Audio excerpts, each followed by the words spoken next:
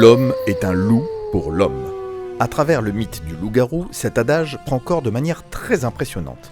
Mais à l'origine, il y a une maladie mentale bien réelle, une psychose maniaco-dépressive qui poussait certains individus à se prendre pour de véritables loups, et que la médecine a qualifié de lycanthropie. Lycos pour loup et anthropos pour homme. Durablement ancrée dans les mentalités médiévales, la peur du loup-garou s'est nourrie de la terreur générée par les véritables loups qui erraient alors dans les campagnes. C'est à cette époque que la plupart des règles ont été définies. On a d'abord établi que les hommes atteints de cet étrange mal subissaient leur métamorphose les nuits de pleine lune, dévoraient la chair humaine, étaient dotés d'une force colossale et ne pouvaient être détruits qu'avec une arme en argent. Commençons notre top 10 avec Le Monstre de Londres de Stuart Walker, premier film du studio Universal consacré au mythe. Ici, la contamination commence dans les montagnes du Tibet, où un savant en quête d'une fleur rarissime est attaqué par une créature velue humanoïde qui le mord. Le maquillage est signé Jack Pierce. Et c'est le même Jack Pierce qui transforme Lon Chaney Jr. en monstre velu dans le célèbre Le Loup-garou de 1941. Celui-là, c'est le grand classique, le modèle. Une photo superbe, une ambiance folklorique pesante et un personnage récurrent, Larry Talbot, qu'on retrouvera dans les films de monstres Universal jusque dans les années 50.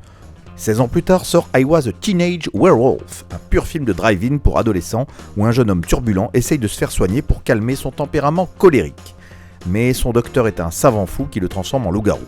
Petit détail amusant, le héros est incarné par Michael Landon, le futur Charles Ingalls de La Petite Maison dans la Prairie.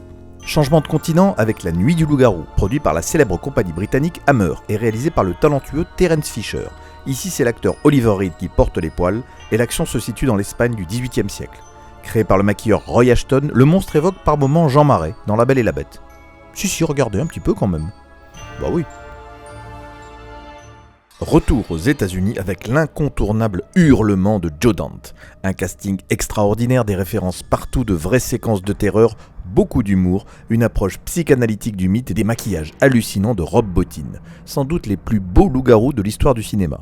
John Landis contre-attaque avec Le Loup-garou de Londres, dont le projet est né en réalité avant celui de Hurlement. Ici encore beaucoup d'humour bien sûr et surtout la métamorphose d'homme en loup, la plus incroyable de tous les temps, réalisée en pleine lumière, un sacré défi, par le génie des maquillages spéciaux Rick Baker. La même année, dans un registre très différent, Wolfen rattache la lycanthropie aux légendes indiennes, en s'appuyant sur l'enquête policière du meurtre violent d'un homme d'affaires. Oppressant, mystique, avec en sous-texte un discours social et politique sur le sort des minorités défavorisées, Wolfen est un film résolument à part.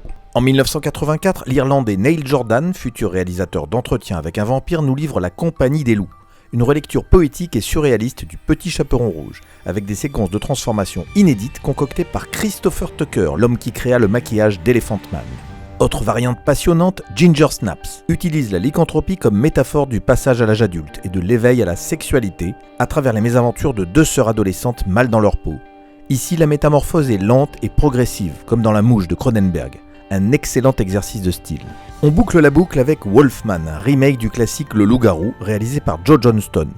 Une très belle relecture avec un monstre incarné par Benicio del Toro et maquillé par l'incontournable Rick Baker, dans une ambiance gothique somptueuse rythmée par la musique aux accents tziganes de Danny Elfman. Bon, et le pire film de loup-garou dans tout ça, c'est lequel ? Sans conteste, notre champion nous vient de Thaïlande, ça s'appelle Mnusi Mappa, ça date de 1987 et je crois que les images se passent de commentaires.